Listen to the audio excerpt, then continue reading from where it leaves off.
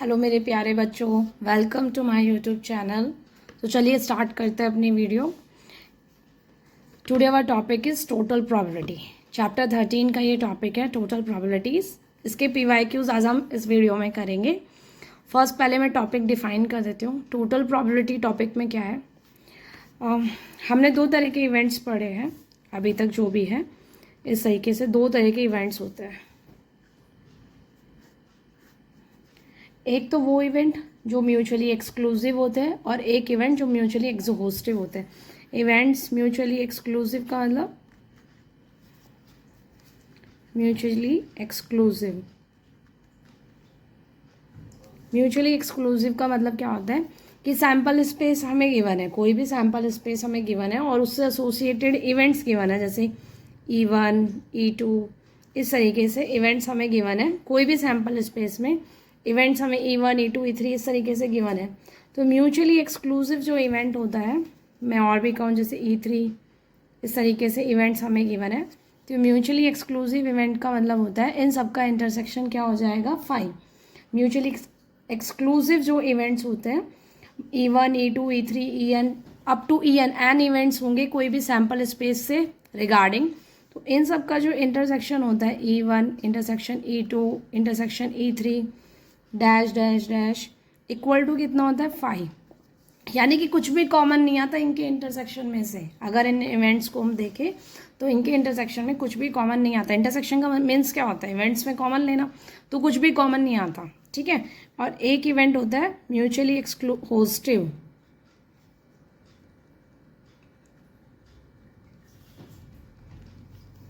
Mutually exclusive event कौन से होते हैं, म्यूचुअली एक्सक्लूसिव इवेंट होते हैं वही सेम, जैसे मान लो मैं इवेंट ले रही हूँ E1 E2 E3 up to EN।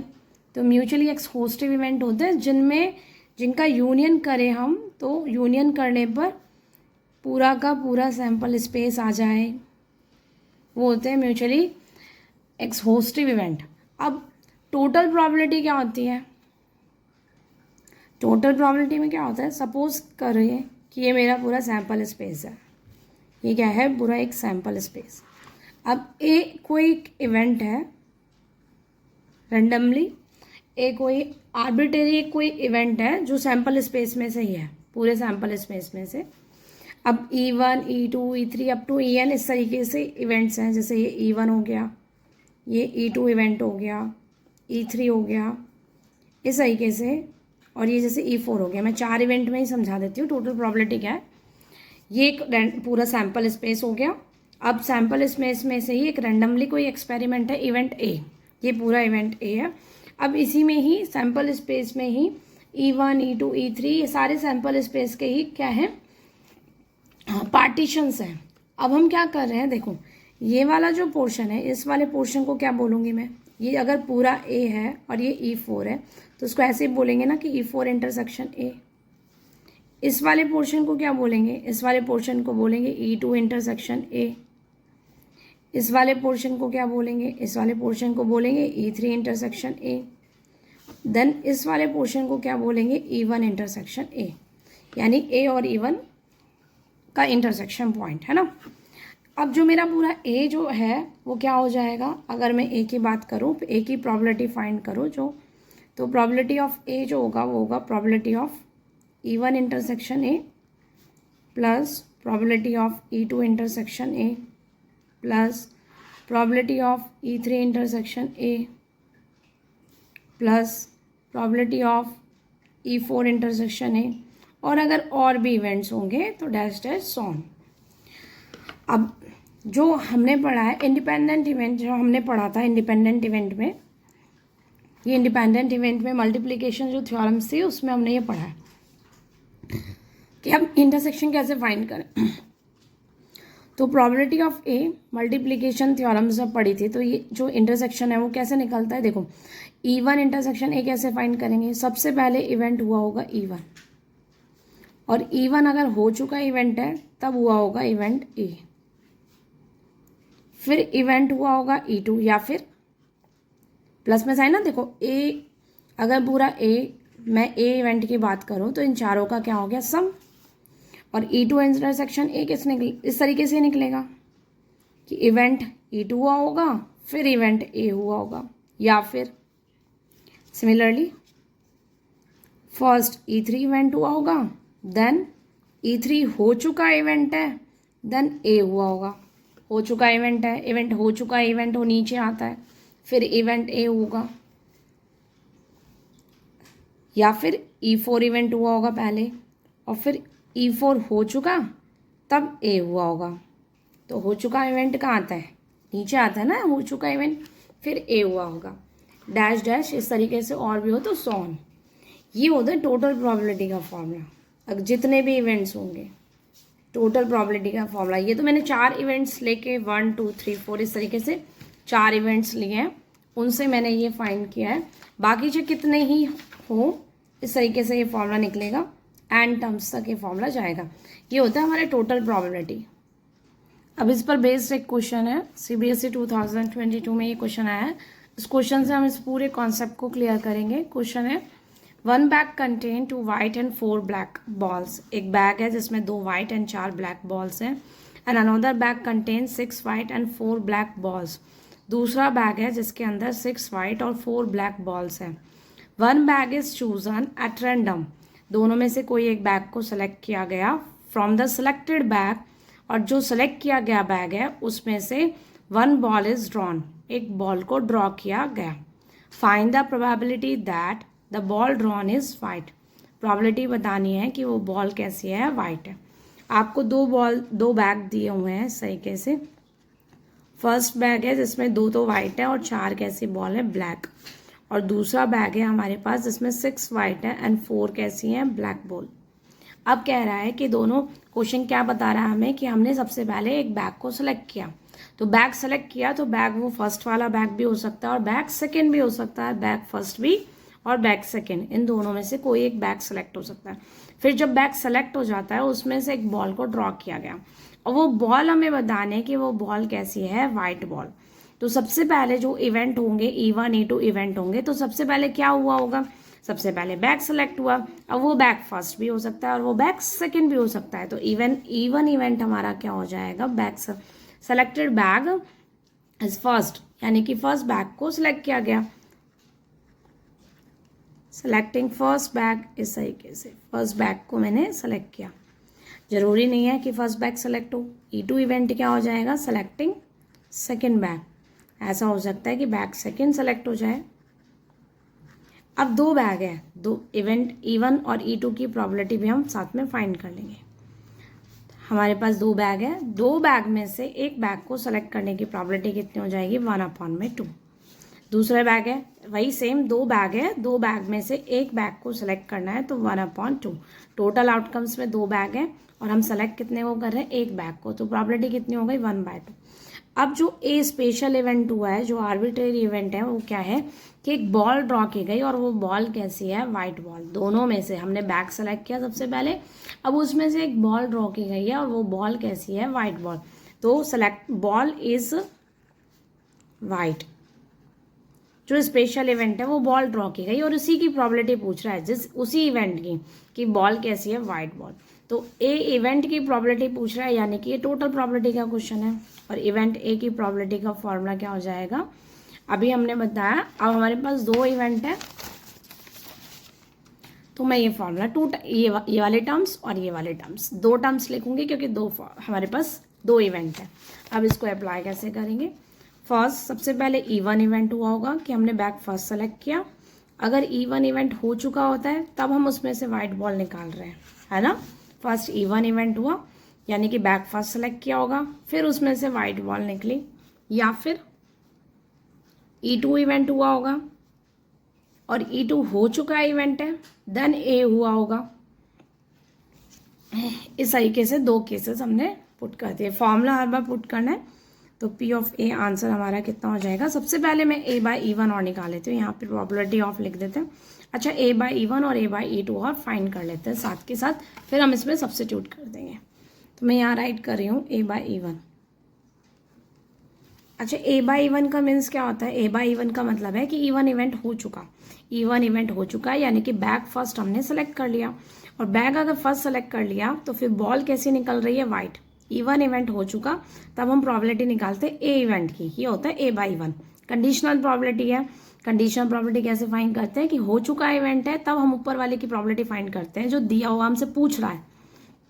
E1 event हो चुका यानी कि बैक फर्स्ट सेलेक्ट किया तो प्रॉबिलिटी बतानी है वाइट बॉल की। बैक फर्स्ट सेलेक्ट करते हैं, उसमें से वाइट बॉल की प्रॉबिलिटी कितनी हो जाएगी 2/6। देखो वाइट बॉल कितनी है 2 और टोटल आउटकम्स कितने हो गए 6। मैं कैंसिल करूँ तो 1/3 आएगा, ठीक है। इसके बाद प्रॉबिलिटी ऑफ A/E2। A/E2 का मीन्स क्या हुआ कि E2 मतलब E2 इवेंट हुआ यानी कि बैक सेकेंड सेलेक्ट किया तब बॉल कैसे निकल रही है वाइट, तो 6 में कितना हो जाएगा 10। ये हमारा हो गया 6/10।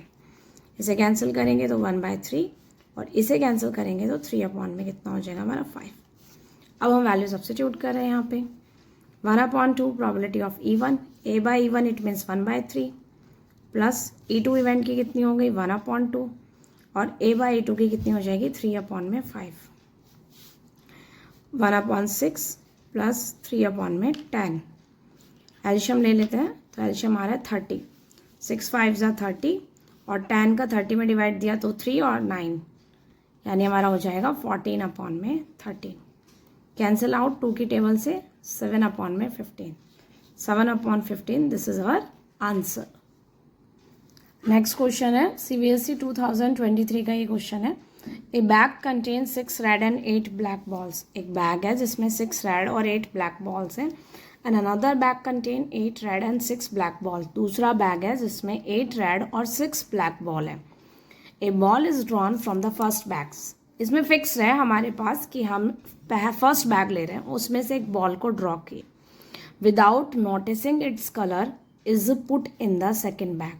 और उसका कलर भी नहीं देखा हमने। एक बैग में से एक बॉल रेंडमली हमने निकाल ली, उसका कलर भी नहीं देखा और बिना देखे उसके कलर को नोटिस किए हुए उसको हमने सेकेंड बैग में डाल दिया। उसका कलर हमने देखा नहीं, उसको नोटिस नहीं किया और उसको सेकेंड बैग में डाला। Then a ball is drawn from the second bag.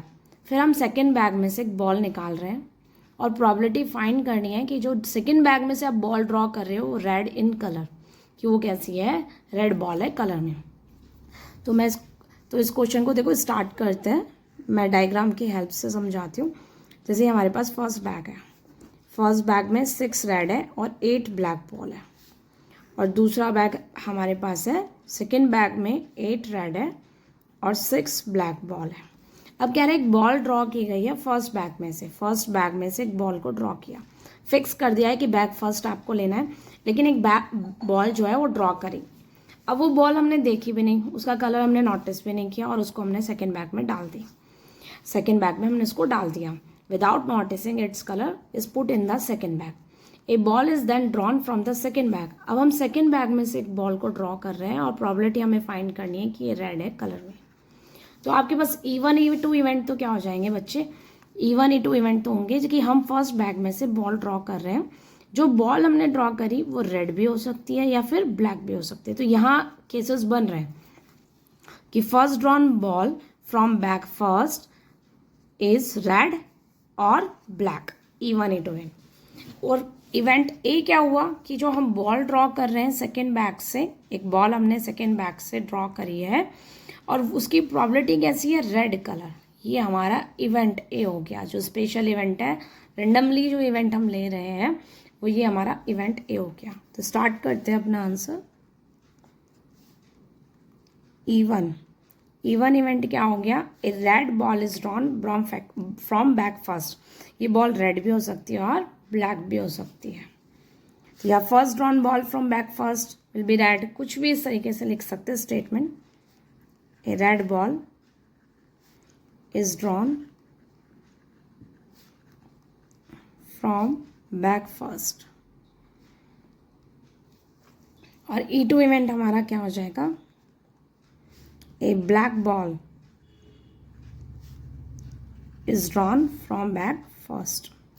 यानी कि ये जो बॉल हमने फर्स्ट बैग से निकाली है, फर्स्ट बैग से एक बॉल ड्रॉ करी, वो रेड भी हो सकती है और ब्लैक भी हो सकती है। तो इसकी प्रॉबिलिटी लिख लेते हैं। प्रॉबिलिटी ऑफ E1, पहले बैग से जब रेड बॉल निकलती है तो उसकी प्रॉबिलिटी हो जाएगी 6 में, टोटल कितने होंगे 14। एंड इवेंट E2 हमारा हो जाएगा, मैं कैंसिल कर रही हूँ साथ के साथ 3/7 2 की टेबल से। E2 फर्स्ट बैग से ब्लैक बॉल निकले, उसकी प्रॉबिलिटी हो गई 8/14। ब्लैक है कितनी 8 और टोटल कितना हो जाएगा 14, तो ये हो गया हमारा 4/7 2 की टेबल से। Now event A. Event A क्या हो जाएगा, जो बॉल हम सेकंड बैग से ड्रॉ कर रहे हैं वो कैसी है, रेड कलर में। सेकंड बैग से हमने फर्स्ट बैग से बॉल निकाली, सेकंड में डाली, फिर हम सेकंड बैग से बॉल निकाल रहे हैं, उसका कलर कैसा है, रेड। इसकी प्रोबेबिलिटी हमें फाइंड करनी है। तो ये इवेंट ए है, the ball drawn from second bag is red. अब हमारे पास दो इवेंट है, मुझे चाहिए क्या, A/E1। E1 हो जाए तब A चाहिए और A/E2 भी चाहिए। E2 हो जाए तब A की प्रॉबिलिटी। अब बच्चों A/E1 कैसे निकलेगा, E1 इवेंट हो चुका, A/E1 कैसे निकालेंगे हम, E1 इवेंट हो चुका, यानी कि बॉल कैसी ट्रांसफ़र करी हमने, फर्स्ट बैग में से रेड बॉल निकाली है और रेड ही हमने इसमें डाली है। A/E1 का मतलब क्या हुआ, E1 इवेंट हो चुका है, E1 इवेंट हो चुका है, यानी फर्स्ट बैग में से जो बॉल निकली है वो कैसी थी, रेड। अब रेड आप निकाल रहे हो तो रेड ही इसमें डाल रहे हो। रेड अगर आपने इसमें डाल दी तो 9 तो रेड हो जाएंगी और 6 ब्लैक हो जाएगी। 9 रेड 6 ब्लैक, तब आप रेड बॉल निकाल रहे हो। जब आपने फर्स्ट बैग से रेड निकाली फिर इसमें डाली तो 9 रेड 6 ब्लैक है, तब उसमें से इवेंट ए की प्रॉबिलिटी यानी कि रेड बॉल निकलने की प्रॉबिलिटी तो कितनी हो जाएगी, 9/15 यानी कि 3/5। A/E2 कैसे फाइंड करेंगे, A/E2 के लिए E2 इवेंट हुआ, यानी फर्स्ट बैग में से कौन सी बॉल निकली, ब्लैक बॉल। अगर ब्लैक बॉल इसमें से निकली तो हमने ब्लैक बॉल इसमें डाली, और जब आप ब्लैक इसमें डाल रहे हो तो यहाँ पे हो जाएगी 8 रेड एंड 7 ब्लैक इस वाले केसेस में। अब हम प्रॉबिलिटी फाइंड कर रहे हैं किसकी, रेड बॉल की। तो रेड कितनी है हमारे पास इस टाइम 8 अपॉन में टोटल कितनी हो जाएगी 15। तो A/E2 जो हो जाएगा वो हमारा होगा 8/15। अब हम अपना फॉर्मूला पुट कर रहे हैं और वैल्यू निकालते हैं P(A). Now P(A) equal to P(E1) multiply probability of A/E1 plus probability of E2 multiply probability of A/E2. Now substitute the value 3/7 multiply 3/5 plus 4/7 multiply A/E2 कितना आया था हमारा 8/15, ये रहा ये, और A/E1 की वैल्यू ये हो गई। हमने यहाँ वैल्यू पुट कर दी 8/15। नाउ हम इसको सॉल्व कर लेते हैं, अगर कोई कैंसिल नहीं हो रहा है तो। 3 3 ज़ा 9 अपॉन में 7 5 ज़ा कितना हो गया 35 प्लस 32 कैंसिल तो नहीं हो रहा है, 32 अपॉन में कितना हो जाएगा 105। एल्शियम ले लेते हैं 35 और 105 का, तो 105 आएगा एल्शियम में। 35 इंटू 3 ज़ा 105 होता है, 3 बार डिवाइड जाएगा तो 27 प्लस 32, 3 7 इंटू 9 59 अपॉन में 105। This is our answer. Next question है, a bag contains 2n+1 coins. It is known that n of these coins have a head on both sides, whereas the rest of coins are fair. A coin is picked up at random from the bag and is tossed. If the probability that the toss results in a head is 31/42, determine value of n. एक bag है जिसमें 2n+1 coins है, ये total coins है 2n+1. It is known that n of these coins have a head on both sides. उनमें से n coins तो ऐसे हैं जिनके दोनों तरफ क्या है, हेड है। n of these coins have a head on both sides, दोनों तरफ हेड है, ऐसे कॉइन n है। And rest of coins are fair, और बाकी बचे हुए कॉइन्स क्या हो जाएंगे, फेयर। एक coin is picked up at random, एक कॉइन उसमें से पिक किया गया from the bag and is tossed, और उसको टॉस किया गया उछाला गया। If the probability that the toss result in A head is 31/42, यानी कि टॉस रिजल्ट क्या आया, हेड, और उसकी जो प्रोबेबिलिटी हमें गिवन है 31/42 हमें गिवन है। हमें फाइंड करनी है एन की वैल्यू, यानी कि हमें क्या निकालना है, एन निकालना है। अब हम स्टार्ट करते हैं अपना solution. Total number of coin कितने हैं हमारे पास, टोटल नंबर ऑफ कॉइन है 2n+1, total coins equal to 2n+1। N हमारे कैसे हैं, एन कॉइन वो है जिनके दोनों तरफ हेड है, और फिर बचे हुए कॉइन्स यानी रेस्ट ऑफ कॉइन यानी बाकी बचे हुए कॉइन्स कैसे हैं, फेयर। तो मैं नंबर ऑफ फेयर कॉइन्स और निकाल लेती हूँ। नंबर ऑफ फेयर कॉइन्स कितने हो जाएंगे, टोटल कॉइन कितने हमारे 2n+1, और उसमें से हमने n माइनस कर लिया जो 2 हेडेड कॉइन है जिनके दोनों तरफ हेड है। यह आंसर आ जाएगा n+1। अब इवेंट लेट करते हैं इवन। इवेंट क्या होगा, एक कॉइन को पिक किया गया बैग में से। अब एक कॉइन को अगर हम पिक कर रहे हैं बैग में से तो वो फेयर कॉइन भी हो सकता है या फिर 2 हेडेड कॉइन भी हो सकता है जिसके दोनों तरफ हेड है। बैग के अंदर 2 तरह के कॉइन है जिसके दोनों तरफ हेड है यानी 2 हेडेड कॉइन, और रेस्ट ऑफ कॉइन कैसे हैं, फेयर, बाकी बचे हुए कॉइन कैसे हैं, फेयर। तो दोनों में से कोई भी एक कॉइन निकाला, उसको हमने क्या किया, टॉस किया। तो इवन इवेंट क्या होगा कि कॉइन कैसा हो सकता है, कॉइन इज 2 हेडेड कॉइन। हाँ, कॉइन कैसा हो जाएगा, 2 हेडेड कॉइन, या coin is 2 headed. And E2 event क्या हो गया, कॉइन इज फेयर। तो प्रोबेबिलिटी E1 कितना हो गया, 2 हेडेड कॉइन कितने हैं हमारे, 2 हेडेड कॉइन है एन कॉइन है 2 हेडेड। तो एन अपॉन में कितना हो जाएगा, total outcomes is 2n+1। And fair coin की प्रोबेबिलिटी कितनी हो जाएगी, फेयर कॉइन कितने हैं हमारे, फेयर कॉइन है n+1। अभी हमने फाइंड किया, डिवाइडेड बाय टोटल आउटकम्स कम, यानी कि बैग में कितने आउटकम्स है, बैग में कितने कॉइन है, 2n+1। नाउ इवेंट ए क्या होगा कि बैग में से हमने कॉइन को निकाला, उसको टॉस किया, और उसका रिजल्ट कैसा आया, हेड। तो यह इवेंट ए क्या हो गया, toss result in A had. तो टॉस रिजल्ट हमारा कैसा हो गया, हैड। अब हमें बैग में से कॉइन निकाला और उसका रिजल्ट कैसा आया, हैड, और उसकी प्रोबेबिलिटी कितनी दे रखी, 31/42। इस क्वेश्चन में हमें P ऑफ ए हमें गिवन है, हमें एन की वैल्यू निकालनी है। तो फर्स्ट पहले मैं P of A by E1 निकाल लेते हैं and P of A by E2 find कर लेते हैं। P of A by E1 का मतलब क्या हो गया कि E1 इवेंट हो चुका, यानी कि बैग से हमने जब कॉइन निकाला तो वो कैसा निकला, 2 हेडेड कॉइन। 2 हेडेड कॉइन है और प्रोबेबिलिटी बतानी है कि उस पर रिजल्ट भी कैसा आया, हेड। E1 हो जाने के बाद ए इवेंट की प्रोबेबिलिटी हम निकालें तो वो A बाई E1 होता है, यानी कि कॉइन हमने निकाला वो 2 हेडेड कॉइन है और उस पर टॉस रिजल्ट भी कैसा आया, head.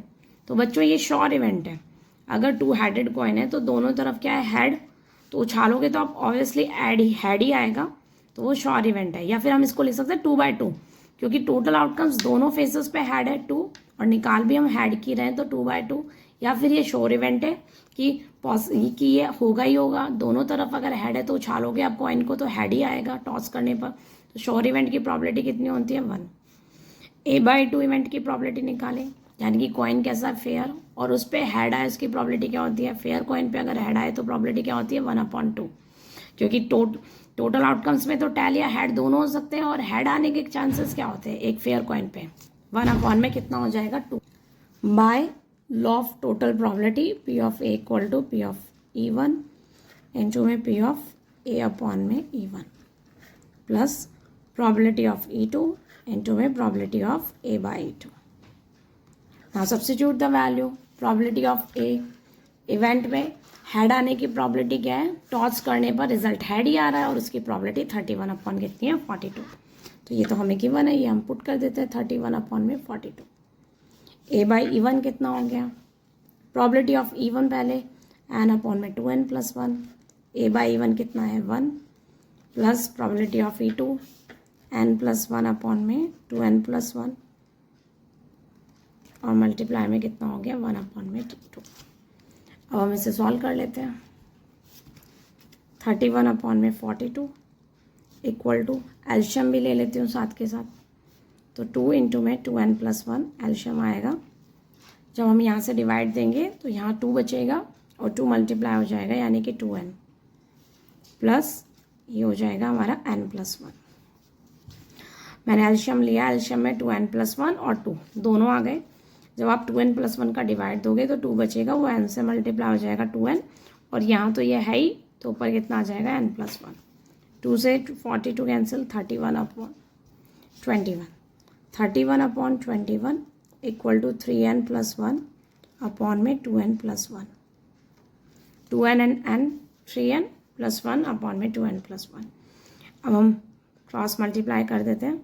31 into 2 62n plus 31 equal to 63n plus 21। Cross multiply करेंगे 31 को 31 multiply by 2n+1 and 21 multiply by 3n+1। Now 31 और 21 को मैं माइनस कर रही हूँ और 63n 62n को उधर शिफ्ट कर रहे हैं। 63n में से 62n गए यानी कि n, 31 में से 21 गए तो आंसर कितना आ जाएगा हमारा 10, यानी कि n की वैल्यू कितनी आ गई हमारी n। बच्चों ये हमारे क्वेश्चन का क्या हो गया आंसर। बच्चों नेक्स्ट टॉपिक है हमारा बेस थ्योरम। बेस थ्योरम में क्या होता है, हमें प्रोबेबिलिटी फाइंड करनी होती है P ऑफ EI अपॉन में A की। 13.3 एक्सरसाइज का ही ये टॉपिक है, जिसमें 2 टॉपिक है, एक तो टोटल प्रोबेबिलिटी और एक बेस थ्योरम। अब बेस थ्योरम में भी हमें जो फाइंड करना होता है वो EI/A है, यानी कि कंडीशनल प्रोबेबिलिटी है। अभी मैं जो कंडीशनल प्रोबेबिलिटी का अगर इसमें फॉर्मूला अप्लाई करें तो ये हो जाएगा फॉर्मूला दोनों का इंटरसेक्शन अपॉन में कितना P ऑफ A, यही होती है ना conditional probability A upon B, यानी कि probability of A intersection B divided by probability of B, यानी कि नीचे वाला। अब P ऑफ A का जो मैं फॉर्मूला जो मैंने अभी जस्ट टोटल प्रोबेबिलिटी में यूज़ किया था, मैं वही फॉर्मूला अप्लाई कर रही हूँ कि फर्स्ट E1 इवेंट हुआ होगा, E1 हो चुका तब A इवेंट हुआ होगा। नेक्स्ट सिमिलरली E2 इवेंट हुआ होगा, फिर E2 हो चुका देन A हुआ होगा। इस तरीके से अगर एन इवेंट है देन सो ऑन। अब EI इंटरसेक्शन A, इसमें अगर हम फॉर्मूला अप्लाई करें तो ये फॉर्मूला क्या होता है, सबसे पहले EI इवेंट हुआ होगा और EI इवेंट हो चुका देन A हुआ होगा अपॉन में P ऑफ E1 इंटू में P ऑफ A अपॉन में E1 plus P of E2 into में P ऑफ A अपॉन में E2 डैश डैश अगर n इवेंट हुए हैं तो। बेस थ्योरम एक कंडीशनल प्रोबेबिलिटी ही है। इसमें जो फॉर्मूला EI क्या होता है, जो भी इवेंट हमसे पूछे होते हैं। अच्छा इसमें देखो A इवेंट क्या होता है, first A event has occurred, यानी कि A इवेंट हो चुका होता है। बेस थ्योरम के अंदर A इवेंट हो चुका होता है और प्रोबेबिलिटी हमें E1 E2 E3 जो भी इवेंट्स हमें दिए होते हैं उनमें से किसी एक इवेंट की प्रोबेबिलिटी बतानी होती है, यानी कि A इवेंट हो चुका तब हमें EI इवेंट की प्रोबेबिलिटी बतानी होती है। ये बेस थ्योरम है। बेस थ्योरम टोटल प्रोबेबिलिटी अभी आपने जस्ट करी, उसमें इवेंट A जो स्पेशल इवेंट होता है उसी की प्रोबेबिलिटी पूछी जाती है, तो वो टोटल प्रोबेबिलिटी है। और बेस थ्योरम में A इवेंट हो चुका होने के बाद आपसे पूछेगा कि ये इवेंट तो हो चुका है, इसका रीज़न ये है, भाई इसकी प्रोबेबिलिटी बताओ EI की, तब बेस थ्योरम लगती है। केस स्टडी क्वेश्चंस में टोटल प्रोबेबिलिटी और बेस थ्योरम दोनों का एक एक पोर्शन मिलेगा, दोनों क्वेश्चंस मिलते हैं, बेस थ्योरम का भी और टोटल प्रोबेबिलिटी का भी। अब हम इस पर क्वेश्चन करते हैं।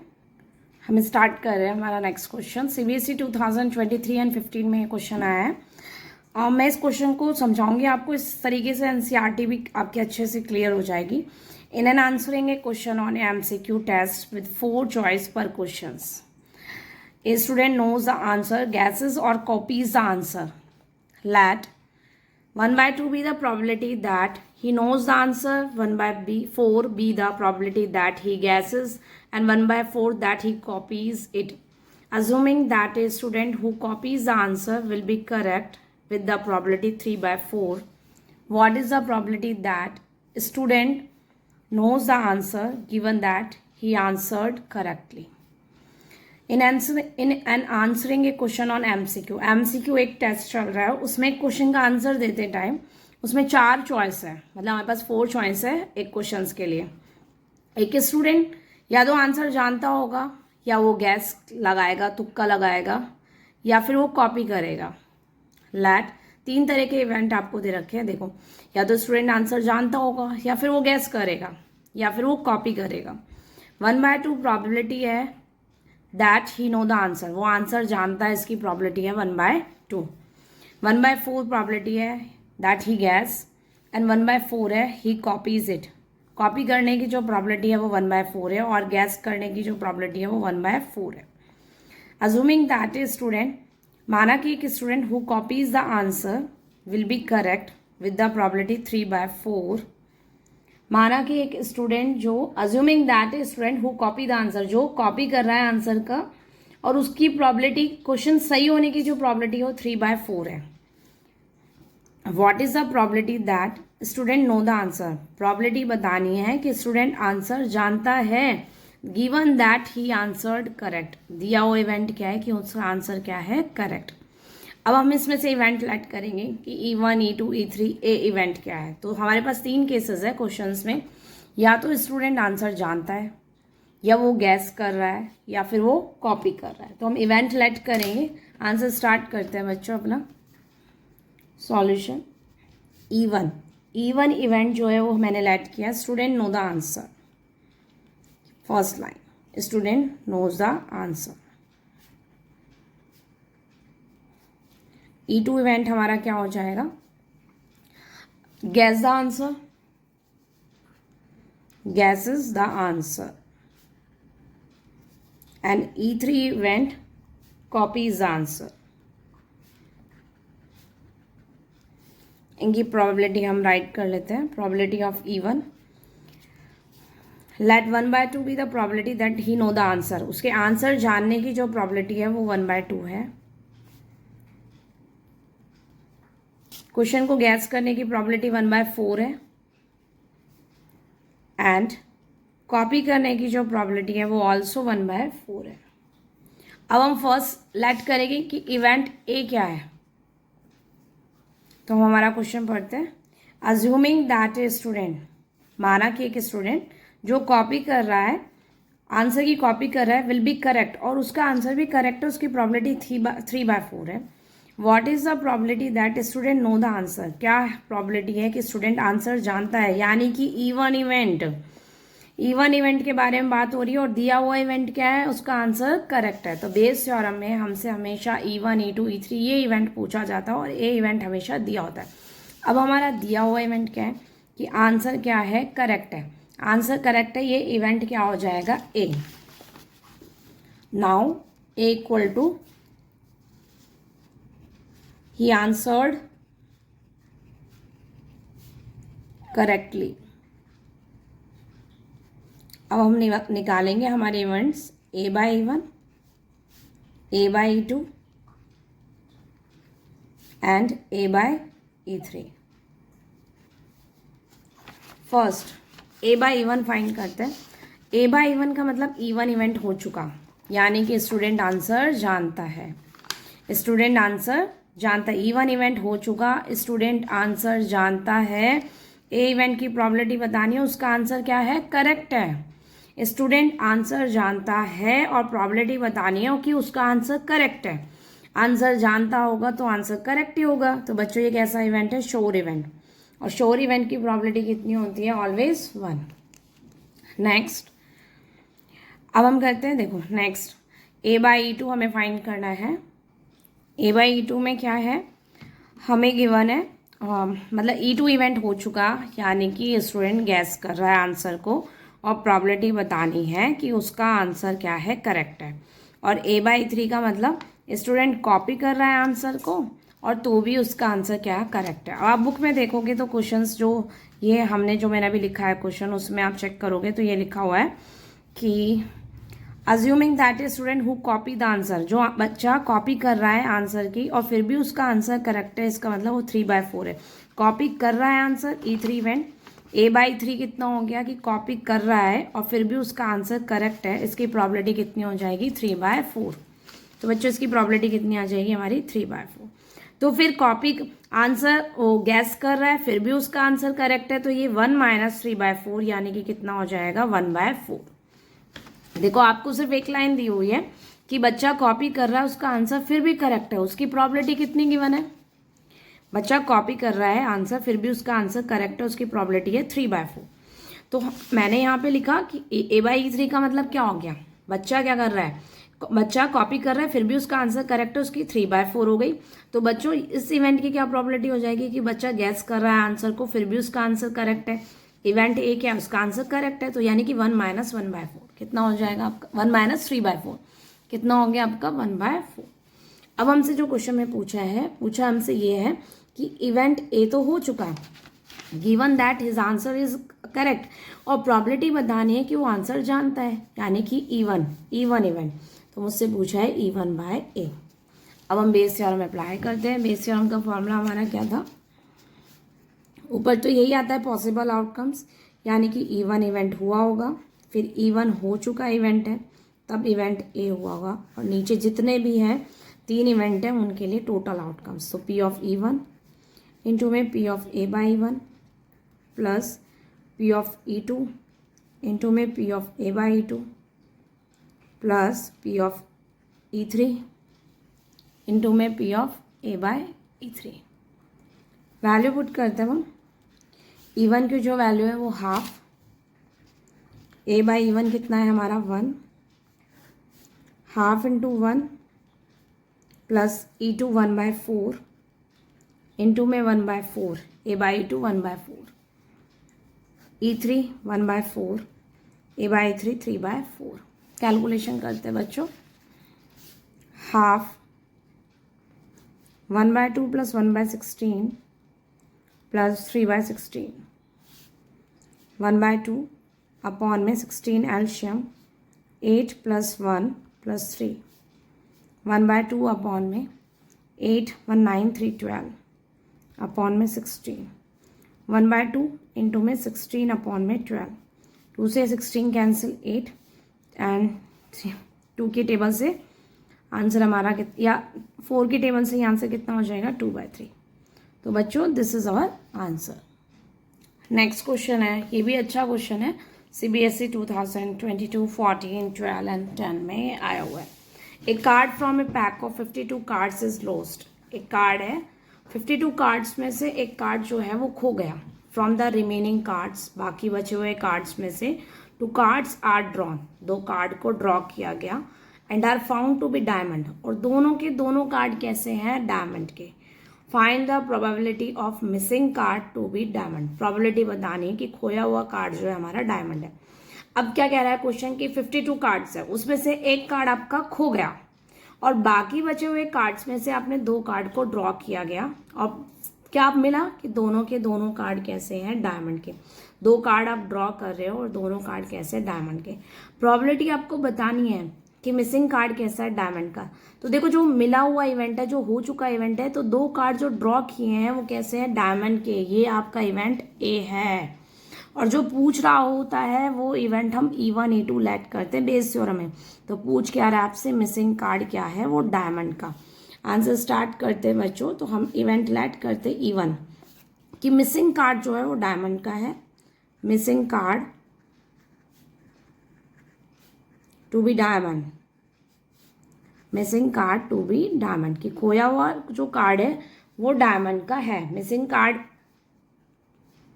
इज डायमंड लिख दो, missing card is a diamond, खोया हुआ कार्ड एक डायमंड का है। और E2 इवेंट में लेट कर रही हूँ कि मिसिंग कार्ड जो खोया हुआ कार्ड है वो डायमंड का नहीं है, इज नॉट ए डायमंड, खोया हुआ कार्ड वो डायमंड का नहीं है। अब हम प्रोबेबिलिटी ऑफ E1 फाइंड करते हैं।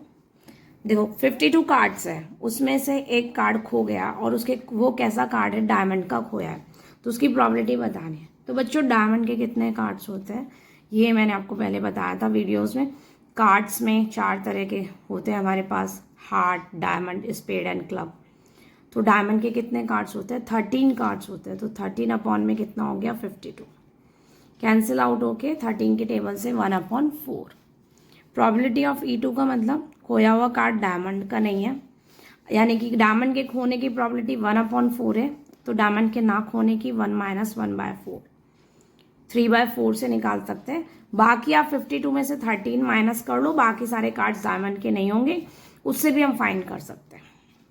अब हम इवेंट ए लेट करते हैं कि दोनों जो एक कार्ड खो गया है और खोने के बाद आपने 2 कार्ड ड्रॉ किए और दोनों के दोनों कैसे हैं डायमंड के। तो इवेंट ए क्या हो गया, drawing 2 diamonds card from the remaining, या drawing 2 diamond cards, drawing 2 diamond cards. कितने कार्ड्स में से ड्रॉ करें आपने, 51 कार्ड्स में से। एक कार्ड खोया है, खोने के बाद बचे हुए कार्ड्स में से आप 2 कार्ड ड्रॉ कर रहे हो, यानी कि 2 कार्ड डायमंड के जो ड्रॉ हो रहे हैं वो कह रहा है कि डायमंड के कार्ड्स हैं, ड्रॉइंग 2 डायमंड कार्ड्स। तो ये 51 कार्ड्स में से ड्रॉ किए गए हैं। अब फर्स्ट हम फाइंड करते हैं प्रोबेबिलिटी ऑफ A/E1। बच्चों A/E1 का मीन्स क्या हो गया कि E1 इवेंट हो चुका, E1 इवेंट हो चुका, यानी कि खोया हुआ कार्ड कैसा है, डायमंड का। तो अगर 52 कार्ड्स हैं, 52 कार्ड्स में से आपके पास 13 कार्ड्स होते हैं डायमंड के, बाकी नॉन डायमंड कार्ड्स कितने हो गए, 39। ठीक, अब क्वेश्चन क्या कह रहा है, A/E1 हो चुका, E1 इवेंट हो चुका, यानी कि जो एक कार्ड खोया है वो कैसा है, डायमंड का। अब डायमंड का अगर एक कार्ड खो चुका तो टोटल तो आपके पास कितने बचेंगे, 51, और डायमंड के कितने बचेंगे, 12। अब एक कार्ड अगर डायमंड का खो चुका है तो आपने जो 2 कार्ड ड्रॉ किए गए हैं वो डायमंड के हैं, उसकी प्रोबेबिलिटी बतानी है। E1 इवेंट हो चुका तब एक ही इवेंट की प्रोबेबिलिटी बतानी है, यानी कि एक कार्ड डायमंड खो चुका तो प्रोबेबिलिटी बतानी है कि हम जो 2 कार्ड बचे हुए कार्ड्स में से ड्रॉ कर रहे हैं दोनों डायमंड के। जब एक डायमंड खो चुका 13 में से, तो जब पहला डायमंड ड्रॉ करोगे तो उसकी प्रोबेबिलिटी कितनी हो जाएगी, 12/51, क्योंकि 12 डायमंड कार्ड्स है और टोटल 51। फिर नेक्स्ट जब ड्रॉ करोगे तो 11 में कितना हो गया, 50। इसे मैं सॉल्व नहीं कर रही हूँ, बाद में नीड होगी उसके अकॉर्डिंग सॉल्व करेंगे, बाकी ये कट जाता है एडिशन लेने पर। Next P of A/E2। A/E2 का मीन्स क्या हुआ, E2 इवेंट हो चुका, यानी कि मिसिंग कार्ड डायमंड का नहीं था, यानी कि खोया हुआ कार्ड डायमंड का नहीं है, तो फिर वो कोई और खोया होगा, तब आप 2 कार्ड ड्रॉ कर रहे हो डायमंड के। E2 इवेंट हो चुका तब एक ही निकाल रहे हो, यानी कि एक कार्ड जो है वो डायमंड का नहीं खोया, किसी और का खोया होगा, तो तब 2 डायमंड की प्रोबेबिलिटी क्या हो गई कि डायमंड तब 13 है, जब एक कार्ड डायमंड का नहीं खोया, लेकिन एक कार्ड खो तो गया, तो फिर टोटल कितना आएंगे, 51, और नेक्स्ट डायमंड का कितना हो जाएगा, 12/50। ये आपकी हो गई A/E2। अब हम निकाल लेते हैं जो हमसे क्वेश्चन में पूछा है। क्वेश्चन में पूछा है कि missing card to be diamond, find the probability of missing card to be diamond, जो कि मैंने E1 इवेंट लेट किया है और A इवेंट हो चुका कि दोनों कार्ड कैसे हैं, डायमंड के। मतलब बेस थ्योरम अप्लाई करेंगे और E1/A हमसे क्वेश्चन में पूछ रहा है। Formula, probability of E1 into में प्रोबेबिलिटी ऑफ A/E1 अपॉन में प्रोबेबिलिटी ऑफ E1 इंटू में probability of A/E1 plus probability of E2 into में प्रोबेबिलिटी ऑफ A/में E2। ना वैल्यू सब्स्टिट्यूट करते हैं बच्चों, E1 की प्रोबेबिलिटी 1/4 और A/E1 की जो प्रोबेबिलिटी है वो है 12/51 इंटू 11/50। यहाँ नीचे पुट करते हैं 1/4, 12/51 इंटू 11/50 प्लस E2 हमारा कितना है, 3/4, A/E2 है 13/51 एंड 12/50। देखो मैंने इसलिए कट नहीं किया, ये बहुत इजी होता है, नीचे देखो 4 51 50 4 51 50 4 51 50, यानी कि डिनोमिनेटर यहाँ से इधर से और इधर से कट जाएगा। सिर्फ आपका ऊपर कितना बचा, 12 इंटू 11, नीचे कितना बचेगा, 12 इंटू 11 प्लस यहाँ कितना बचा आपका 3 इंटू 13 इंटू में 12, और भी ईजी हो जाएगा, 12 12 12 कैंसिल हो जाएगा, 11 में कितना हो जाएगा, 11 प्लस 39, यानी कि 11 में कितना हो गया, 50। कैलकुलेशन कितनी ईजी हो गई, और अगर हम यहाँ पे कटिंग कर लेते, काट लेते तो थोड़ा लेंथी हो जाता। तो ये हमारा आंसर है 11 में। अच्छा तो बच्चों इस वीडियो में सिर्फ इतना ही, बाकी के PYQs हम नेक्स्ट वीडियो में करेंगे। Thank you so much. बढ़ते रहो, पढ़ते रहो। अगर वीडियो पसंद आई तो मेरे चैनल को लाइक एंड सब्सक्राइब जरूर कीजिए। Thank you so much.